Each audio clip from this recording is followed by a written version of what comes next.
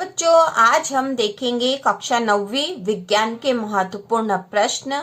क्योंकि आपके एग्जाम बहुत जल्दी आने वाली है, इसलिए आपको प्रश्नोत्तर याद करना शुरू कर देना चाहिए और इसीलिए हम विज्ञान के महत्वपूर्ण प्रश्न लेकर आए हैं। यदि आप इस तरह भी याद करते रहोगे तो आपको बहुत जल्दी याद भी हो जाएंगे। महत्वपूर्ण प्रश्नों को ही याद करते रहोगे तो भी आपको बहुत जल्दी याद हो जाएंगे और एग्जाम तक आपको सारे प्रश्नोत्तर, सारे महत्वपूर्ण प्रश्नोत्तर याद हो जाएंगे, जिससे कि आपको एग्जाम में बहुत अच्छे नंबर आएंगे। तो चलो शुरू करते हैं विज्ञान के महत्वपूर्ण प्रश्न। और इसी तरह के और वीडियो देखने के लिए, कक्षा 9वीं से 12वीं के महत्वपूर्ण प्रश्न देखने के लिए चैनल को सब्सक्राइब कीजिए, जिससे कि आपको वीडियो की नोटिफिकेशन तुरंत मिल जाए। तो इसमें जो पहला क्वेश्चन है कक्षा 9वीं विज्ञान का, पहला जो क्वेश्चन है, यौगिक व मिश्रण में अंतर बताइए। ठीक है, यौगिक व मिश्रण में अंतर बताइए सबसे महत्वपूर्ण प्रश्न है, जो कि आपके अध्याय 2 से है और यह 3 नंबर में आ सकता है। 3 नंबर में यह प्रश्न आ सकता है, यौगिक व मिश्रण में अंतर बताइए। क्योंकि अध्याय 2 से जो है कुल 7 नंबर के प्रश्न आएंगे, 2 ऑब्जेक्टिव आएंगे, एक क्वेश्चन 2 नंबर का और एक क्वेश्चन 3 नंबर का आएगा। उसका जो प्रश्न है वह है द्रव्यमान संरक्षण का नियम क्या है। तो द्रव्यमान संरक्षण का नियम जो है यह भी 3 नंबर में क्वेश्चन आ सकता है या फिर 2 नंबर में भी आ सकता है। ठीक है, अगला जो प्रश्न है, रुदरफोर्ड के परमाणु मॉडल की क्या सीमाएं हैं। रुदरफोर्ड के परमाणु मॉडल की क्या सीमाएं हैं। तो यह भी एक महत्वपूर्ण प्रश्न है, रुदरफोर्ड के परमाणु मॉडल की क्या सीमाएं हैं। और अगला जो प्रश्न जो चौथा है, यह दोनों जो है अध्याय 4 से हैं, जिनमें 3 और 5 नंबर के क्वेश्चन आ सकते हैं। तो दोनों में से कोई सा एक प्रश्न जरूर आएगा, क्योंकि परमाणु मॉडल की सीमाएं। और अगला जो प्रश्न है, बोर के परमाणु मॉडल की व्याख्या कीजिए। यह प्रश्न 5 नंबर में आ सकता, अधिकतर आता है।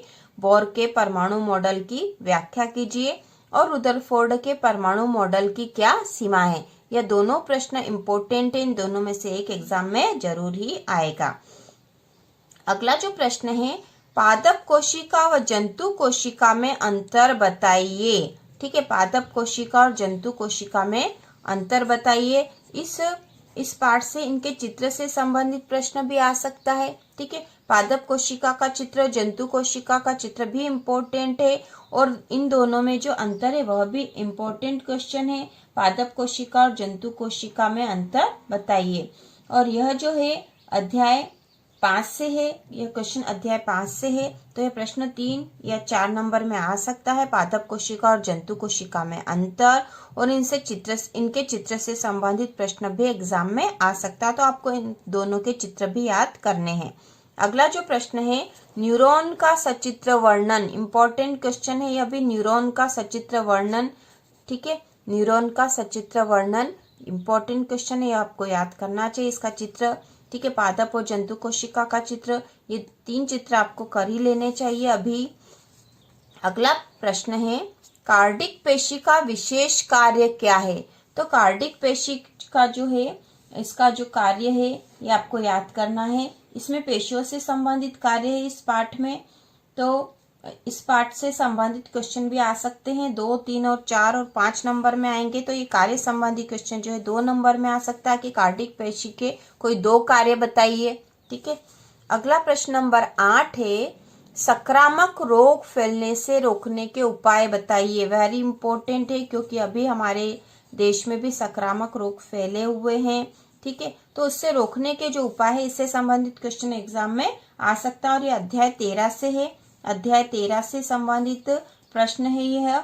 हम बीमार क्यों होते हैं, उस अध्याय का प्रश्न है। और संक्रामक रोग फैलने से रोकने के उपाय बताइए, 4 नंबर के प्रश्न में आ सकता है ये, वेरी इंपॉर्टेंट क्वेश्चन है। उसके बाद अगला प्रश्न है, प्रतिरक्षीकरण क्या है।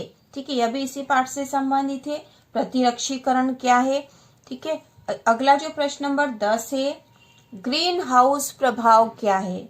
ठीक है, ग्रीन हाउस प्रभाव जो है अध्याय 14 का प्रश्न है यह, प्राकृतिक संपदा में। और ग्रीन हाउस प्रभाव क्या है, 3 नंबर के प्रश्न में आ सकता है, इंपॉर्टेंट क्वेश्चन है ग्रीन हाउस प्रभाव, यह इससे संबंधित प्रश्न आता ही है एग्जाम में। तो इस प्रकार यहाँ पर 10 महत्वपूर्ण प्रश्न है, बच्चों आपको याद कर लेने चाहिए एग्जाम के लिए। आप इतना कर लोगे इतने से शुरुआत करोगे तो आपको बहुत जल्दी प्रश्नोत्तर याद हो जाएंगे। इम्पोर्टेंट क्वेश्चन से ही, यदि आपको याद नहीं है अभी तक तो भी आप इम्पोर्टेंट क्वेश्चन से शुरुआत कर दो कि हम इम्पोर्टेंट याद कर ले, तो एग्जाम तक आपको बहुत अच्छे से याद हो जाएंगे। और आप ये इम्पोर्टेंट क्वेश्चन करोगे तो आपको एग्जाम में अधिकतर यही प्रश्न मिलने वाले हैं, यही सारे इम्पोर्टेंट क्वेश्चन हैं। और इसी तरह के वीडियो देखने के लिए चैनल को सब्सक्राइब कीजिए।